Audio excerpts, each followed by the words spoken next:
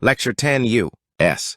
Hegemony and American Foreign Policy. En introduction. S. Hegemony has been one of the central features of international politics.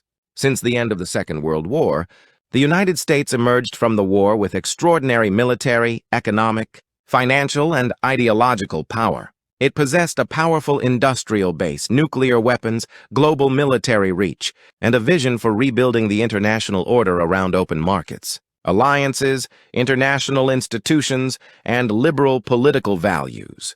In the decades that followed, American foreign policy shaped the creation of institutions, such as the United Nations, the International Monetary Fund, the World Bank, NATO, and the General Agreement on Tariffs and Trade, which later became the World Trade Organization. These institutions became the foundation of what is often called the liberal international order.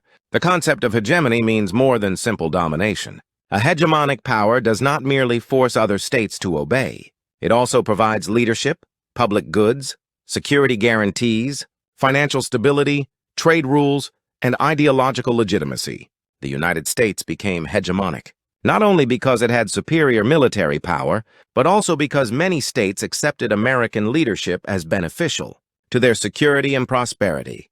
The post-war U.S. led order was built around two major pillars: containment of Soviet power through deterrence and alliances, and the expansion of liberal economic institutions, and protection of the global commons. However, American hegemony has always contained contradictions. The United States has presented itself as a defender of democracy, human rights, freedom, and international law. Yet it has also supported authoritarian allies, intervened militarily in foreign countries, pursued regime change, and acted unilaterally when it believed its national interests were at stake.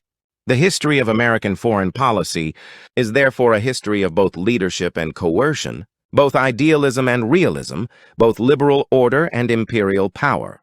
This lecture examines four major themes first: the United States as a hegemonic power second, the liberal international order third U.S. military interventions, especially in the Middle East, and fourth, democracy promotion and global leadership. The main argument is that U.S. foreign policy cannot be understood through one lens alone. It combines power politics, liberal ideology, economic interest, military strategy, and moral language. American hegemony has created stability in some areas, but it has also generated resistance, instability, and accusations of hypocrisy. 2. The United States as a hegemonic power.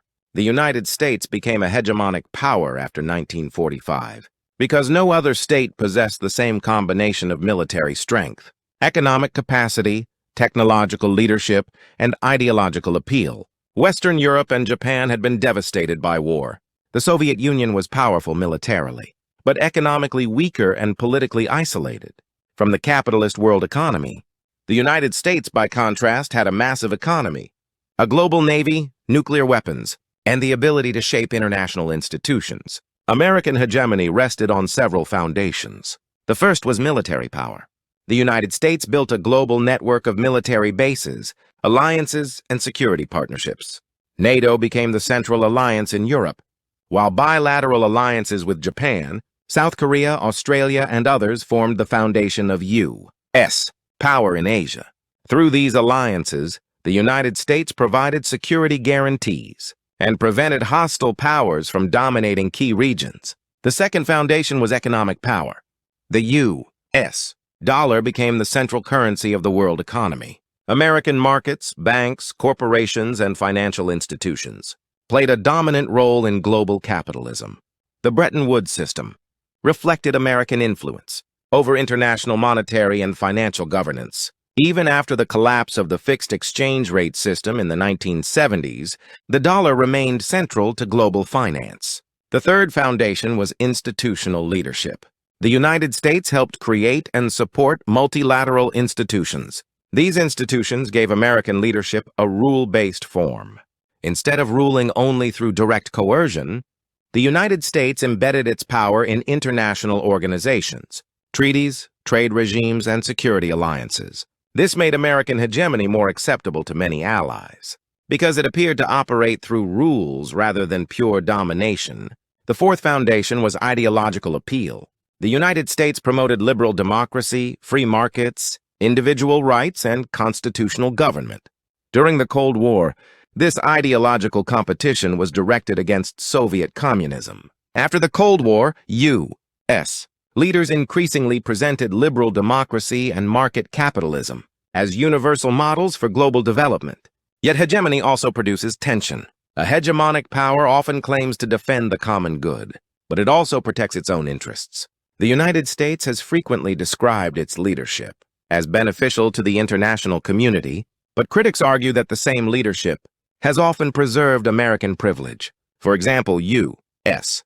control over financial institutions, military alliances, and global security networks has given Washington enormous influence over other countries' choices. Thus, American hegemony is both order-producing and hierarchy-producing.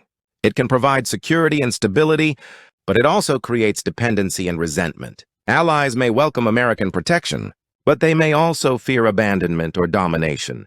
Rivals may view U.S. leadership not as a neutral public good, but as a system designed to preserve American superiority. 3. Liberal international order. The liberal international order refers to the set of institutions, norms, rules, and practices that developed under American leadership after World War II. Its main principles include open trade, multilateral cooperation, collective security, sovereign equality, human rights, democracy, international law, and economic interdependence. In practice, however, the order has always been selective, incomplete, and shaped by power. The liberal international order had several major components. Economically, it promoted trade liberalization, financial openness, development assistance, and integration into global markets.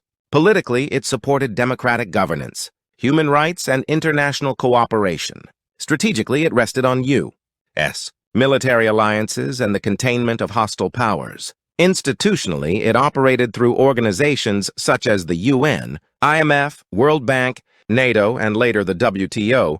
For its supporters, the liberal order helped prevent another world war, rebuilt Europe and Japan, expanded global trade, supported decolonization, promoted economic growth, and provided a framework for cooperation.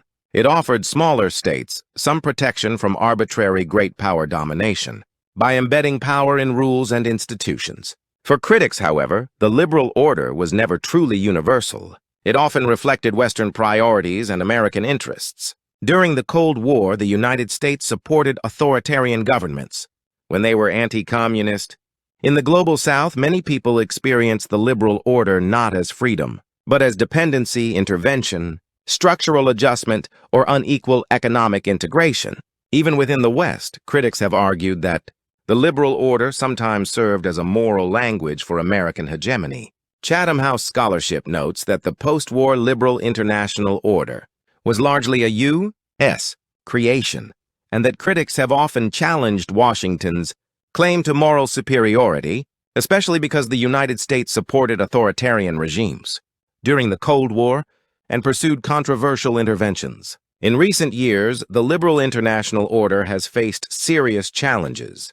The rise of China, the resurgence of Russia, the growth of nationalism, economic inequality, democratic backsliding, and skepticism toward globalization have weakened confidence in the old order. Brookings has noted that renewed great power competition is challenging and transforming the U.S.-led liberal international order. The United States itself has also become more ambivalent about liberal internationalism. Some American leaders continue to defend alliances, democracy, and multilateral cooperation. Others argue that the United States has carried too many burdens and should prioritize national interest more narrowly. This debate reveals a major tension in American foreign policy. Should the United States act as the guardian of a liberal world order, or should it behave more like a normal great power defending its own interests? 4. Military interventions, the Middle East. Military intervention has been one of the most controversial instruments of American foreign policy. The United States has used military force for many purposes: containing rivals, protecting allies, securing access to energy resources, fighting terrorism, preventing nuclear proliferation, stopping humanitarian crises, and promoting regime change. Nowhere has this been more visible than in the Middle East. The Middle East has been central to U.S. foreign policy because of oil, Israel's security, the Cold War, terrorism, regional rivalries, nuclear proliferation, and the strategic location of the region. The United States has supported allies such as Israel, Saudi Arabia, Egypt, Jordan, and Gulf states. It has also confronted hostile actors such as Saddam Hussein's Iraq, the Islamic Republic of Iran, Al-Qaeda, and ISIS. The 1991 Gulf War is often presented as an example of collective security.